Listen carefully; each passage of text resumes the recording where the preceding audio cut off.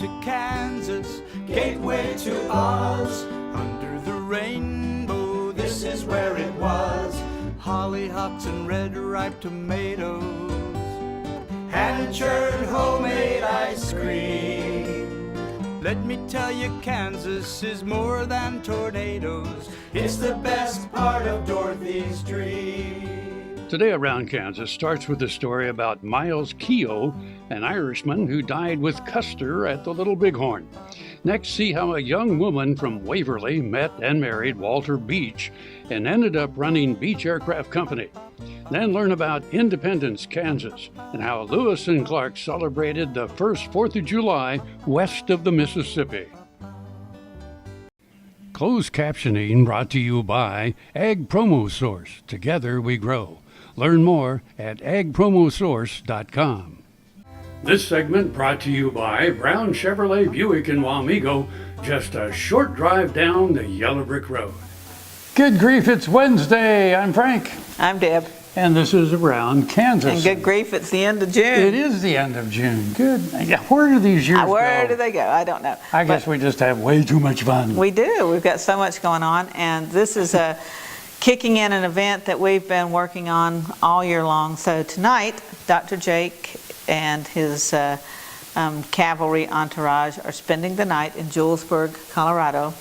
And tomorrow morning, they take off to recreate the epic trip of Lyman Kidder, Lieutenant Lyman Kidder.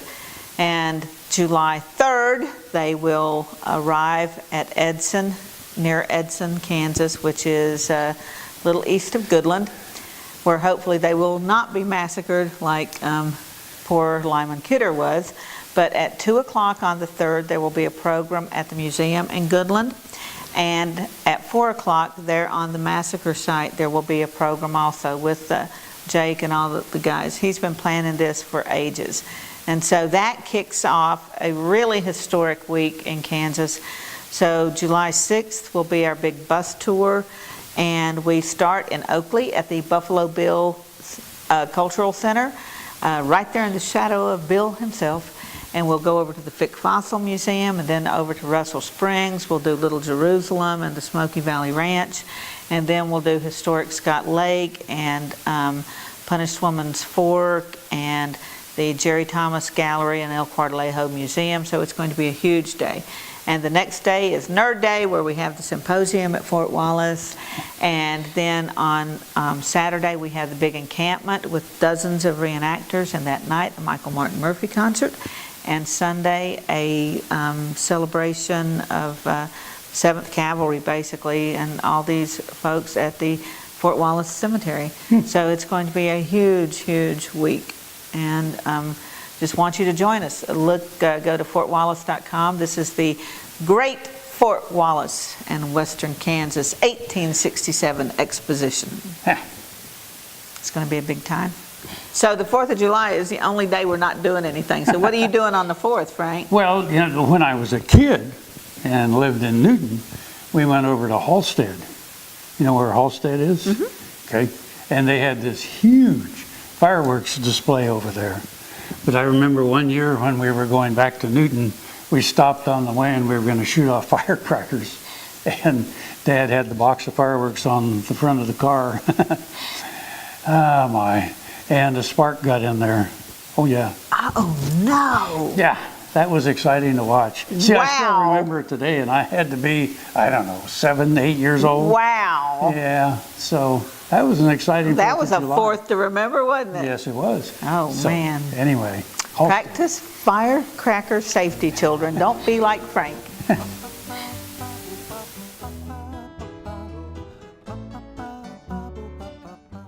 Watch Ag AM in Kansas online at agaminkansas.com. Valley Vet Supply is devoted to providing information and professional quality products at reasonable prices. ValleyVet.com, ValleyVet.com, Valley Vet Supply.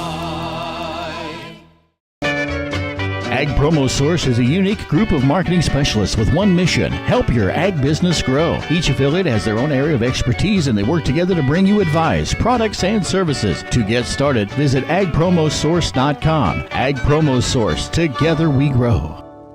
Welcome to the Jerry Thomas Gallery, where we feature my renowned artwork, frontier military, and Native American artifacts. Behind me, you see one of the paintings that are featured in the gallery. In the gallery, we not only try to feature the historical aspect, but also the artwork and the artifacts that go into the painting. Captured in the painting is some beautiful storm clouds, and the idea came from Homer Wheeler himself. He wrote in Buffalo Trails years later that a giant storm came up and the wind and hail obliterated the trail of his scattered cattle. So how I created the painting was I used the artifacts that you see here in the gallery and incorporated it to the chaps on his person and also the rope and the saddle and the tack on the horse to create the lifelike aspect of Lost Trail.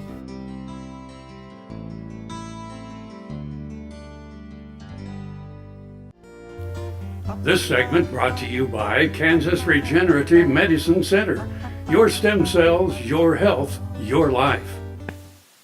Back again at the end of June already. Already, and we've got so much going on, and I was talking about the events at Fort Wallace, and so we've been working on the addition to the museum at Fort Wallace, so we're been getting all the artifacts together, and Valerie Smith just did this incredible job designing this, and of course Jerry Thomas did the statue of Medicine Bill Comstock that's going to be unveiled on July 8th, all the stuff. And when you start looking through the larger-than-life characters that were there, it is, Custer and Sherman and all these people are there. But Myles Keough, maybe the most handsome man that ever served there. He was just devastatingly handsome. And he was an Irishman. So he had a wee bit of a drinking problem there, Frankie, and so he's, or I don't know, is it just redundant to say an Irishman had a drinking problem? Is that even a surprise to anybody? And he never got married because he loved all the ladies. He loved all the ladies there, Frankie. So, oh my. Yeah, so he's one of my favorites. I'm trying to get Melissa Round to do a sculpture of him. I'm raising the money, folks. If you want to contribute to build a statue, a sculpture to Myles Keough, be still my heart. So I assume that you're doing a story about it. Oh yeah. Oh yeah. Yeah. Every chance I get. We know Myles Keough as the Irishman who died with Custer at the Little Bighorn in 1876, leaving his horse Comanche as the only cavalry survivor. Custer's Irish Knight, they called him.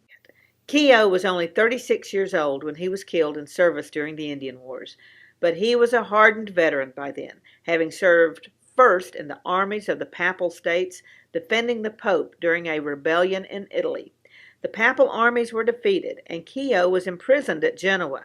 After his quick release by exchange, he went to Rome and served in the company of St. Patrick as a member of the Vatican Guard. The highly decorated soldier became bored with guard duty, however. When the Archbishop of New York came to Rome to recruit army officers, Keough and two of his comrades joined the United States Army. He became a cavalry officer on the staff of General Buford, fighting at Brandy Station, the largest cavalry engagement of the war.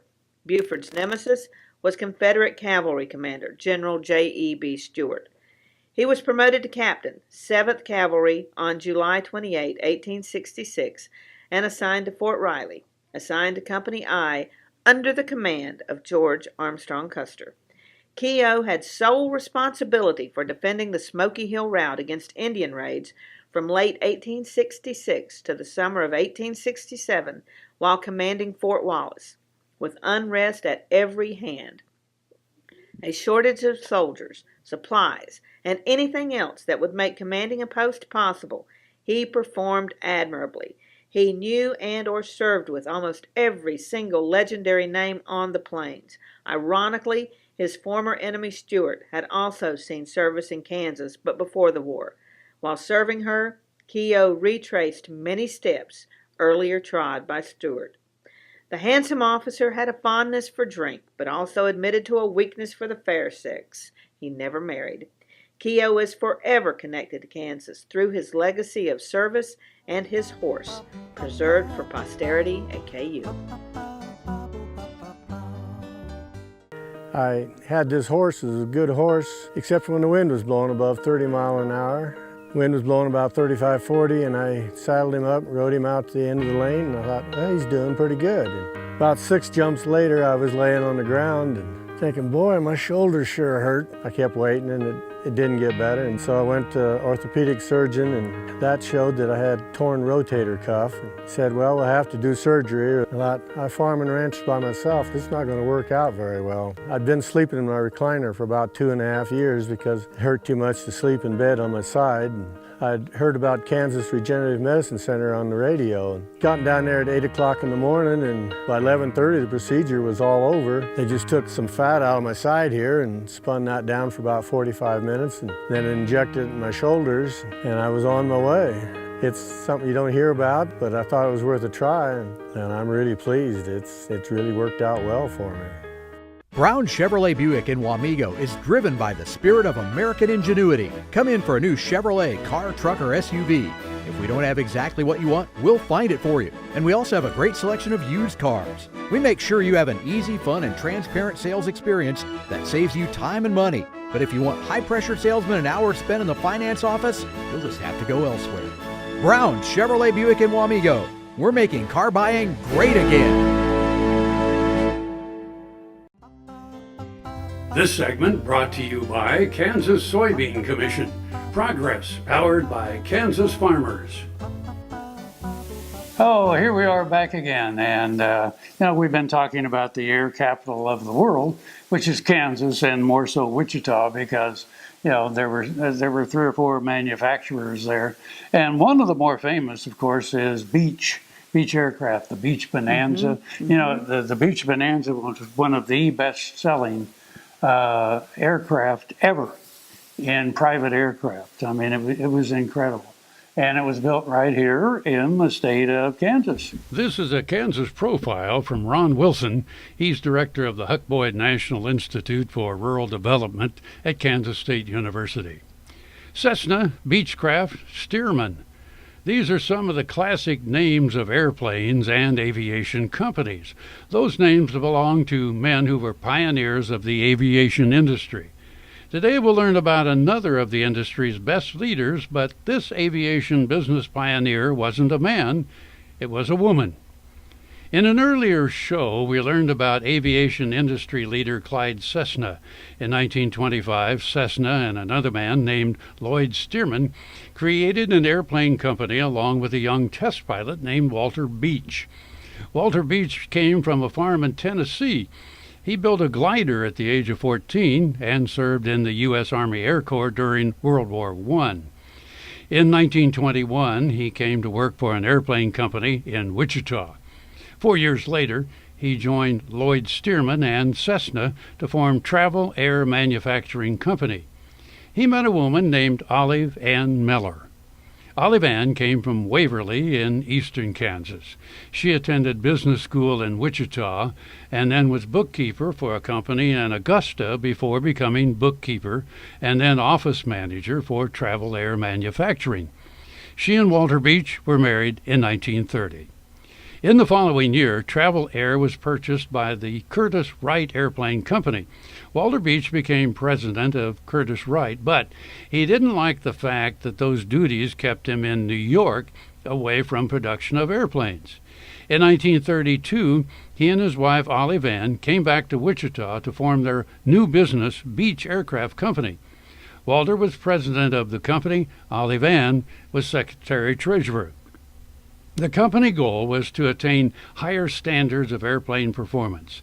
In 1933, their innovative stagger wing design airplane won the Texaco Trophy Race.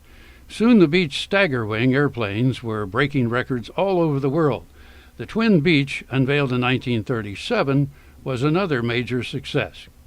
In 1940, Walter Beech became ill with encephalitis. Olive Ann stepped in to run the company and did so successfully until his return. During World War II, the Beech Aircraft Company built more than 7,000 airplanes for the U.S. war effort. After the war, Beech unveiled the V-tailed Bonanza, which was another success. The Bonanza was used to make the longest nonstop solo flight on record by flying 4,960 miles from Honolulu to New Jersey in 36 hours. The Beech business was continuing to grow, but in 1950, Walter Beech suddenly perished from a heart attack, and the company was again plunged into uncertainty. Olive Ann Beech stepped into the leadership role yet again. She was elected by the board of directors as president and chairman of the board. For the next 18 years, she served in this capacity and presided over a remarkable period of growth. The company grew its aviation business and even diversified to assist NASA with the development of cryogenic systems in the 1950s. In the 1960s, the company included the King Air, which quickly established itself as the industry standard in a corporate jet. Today, the various King Air models maintain a market share of more than 90% in their class. In 1980, Beech Aircraft was purchased by Raytheon. Olive Ann Beech served on the Raytheon board of directors until she became chairman emeritus in 1982. She passed away in 1993 after receiving many honors. For example, the highest honor which the aviation industry bestows is the Wright Brothers Memorial Trophy, which was awarded to her by the National Aeronautic Association in 1980 for 5 decades of outstanding leadership in the development of general aviation. She was inducted into the American National Business Hall of Fame in 1983 and became the first inductee in the Kansas Business Hall of Fame in 1986. That's quite an accomplishment for someone who came from the rural community of Waverly, Kansas. Population 581. Cessna, Stearman, Beechcraft. These are pioneers of the aviation industry, and one of its key leaders was a woman, Olive Ann Beech. And there's more. Cessna and Beech were partners of Lloyd Stearman, whose name for his classic biplane still endures today. Fort Wallace stood on the frontier in the midst of the Plains Indians Wars on a major stage route and rail line. Beside the 1865 stagecoach station, a modern museum with thousands of artifacts tell that story, like the fossil of a 40-foot plesiosaur is suspended from the ceiling. Located on Highway 40 midway between Hayes and Colorado Springs, the Fort Wallace Museum is as welcome a sight today as the fort itself in the 1860s. Discover the fightingest sport in the West. Tarwater Farm and Home has been family-owned and operated since its beginning in 1978. What you need for farm and agriculture, lawn and garden, clothing and footwear, and so much more. You'll be surprised at what you'll find in this huge store. They have what you need and lots of it. So come take a look. You'll discover that customer service is first and foremost. Always has been with the Tarwaters. Tarwater Farm and Home, 4107 North Topeka Boulevard. Soil is the life of a farm, and for 25 years, SureCrop Liquid Crop Nutrition has helped growers produce abundant quality crops while preserving and improving the soils they steward. SureCrop offers complete soil and plant analysis with cropping recommendations, delivery direct to your on-farm storage, and quality crop nutrition custom blended for your field. Choose SureCrop for the assurance of excellence for your soil. Call today or visit their website for more information. This segment brought to you by Kansas Grain Sorghum, growers working together. Find out more at ksgrainsorghum.org. What could be more appropriate than celebrating July 4th in Independence, Kansas? Fireworks in the Riverside Park make the holiday each year. The Osage were being removed to Indian Territory, now Oklahoma, and in 1869, George Brown took advantage of the situation to purchase land along the Veritas River for more than $50. He called the town site Colfax in honor of Schuyler Colfax, who had been Speaker of the House and then Vice President for U.S. Grant. But other folks favored independence, and it was designated the county seat of Montgomery County in 1870. A baseball trivia claim to fame is that a permanent lighting system was first used for an exhibition baseball game on April 17, 1930. The Independence producers squared off against the House of David semi-professional baseball team of Benton Harbor, Michigan, with the Independence team winning with a score of 9-1 before a crowd of 1,700 spectators. Famous folks from Independence include Sherman Halsey, music video director, Dave McGinnis, football player and coach, Derek Schmidt, Kansas Attorney General, Helen Foster, actress, Jim Hasley, businessman, Ron Warner, 2005 NFL player, Washington Redskins, Scott Hastings, basketball player, William Ing, playwright, and last but not least, the monkey, Miss Abel, of outer space fame. Buffalo Bill Cody earned his legendary title in Oakley. Bring the family and come celebrate Oakley's pioneering history and unique geography at two sites, the Buffalo Bill Cultural Center and the Fick Fossil Museum. Cody's statue marks his achievements and welcomes visitors to the Cultural Center. The Fick Fossil Museum houses world-class fossils and artifacts. You'll find Oakley at the hub of U.S. Highways 83 and 40 and I-70. Stop for the legend. Stay for the day. Discover Oakley. Next time you see a beautiful field of corn, reach out and thank the farmers who work tirelessly to raise corn for livestock feed, renewable fuels, and exports to feed a growing world population. The farmers on the Kansas Corn Commission work for Kansas Corn with grower-funded checkoff dollars that support foreign and domestic market development, research, promotion, and education to expand opportunities for Kansas farmers. To learn more, visit kscorn.com. This segment brought to you by Kansas Farm Bureau, the voice of agriculture. To join today or more information, go to kfb.org or find us on Facebook and Twitter. Welcome back, folks. And we were just talking about Lewis and Clark's expedition and their July 4th adventure in what would be Kansas.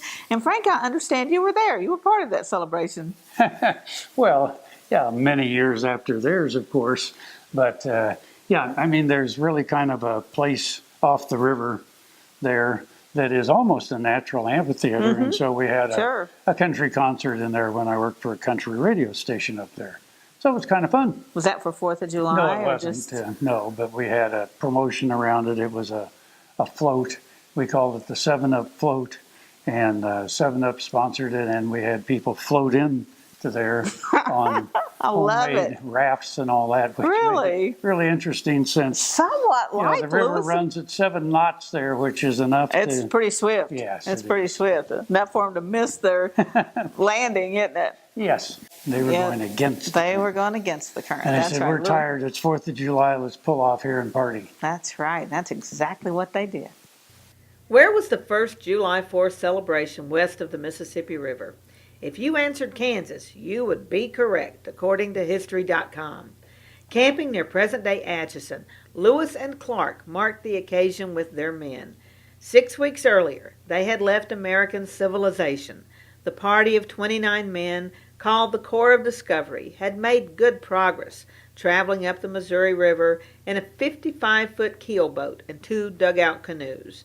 When the wind was behind them, the keelboat's sail was raised, and they sometimes managed to travel 20 miles in a single day. By early July, the expedition had reached the northeastern corner of what would be Kansas. The fertility of the land astonished the two. Clark wrote of the many deer, as plenty as hogs about a farm. On this day in 1804, they stopped near the mouth of a creek flowing out of the western prairie. The men asked the captains if they knew if the creek had a name.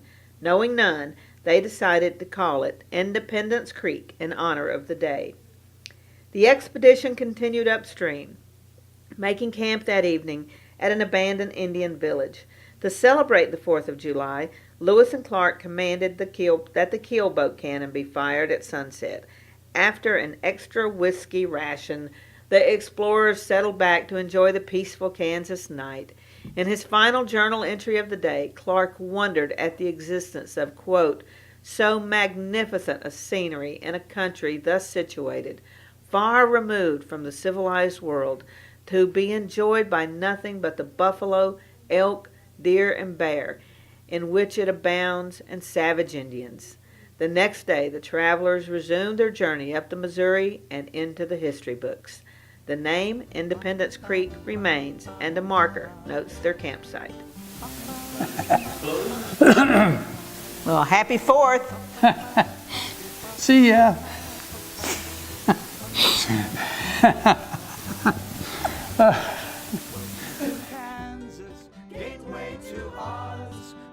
Closed captioning brought to you by Ag Promo Source. Together we grow. Learn more at agpromosource.com. Homemade ice cream. Let me tell you, Kansas is more than tornadoes. We're the best part of Dorothy's dream.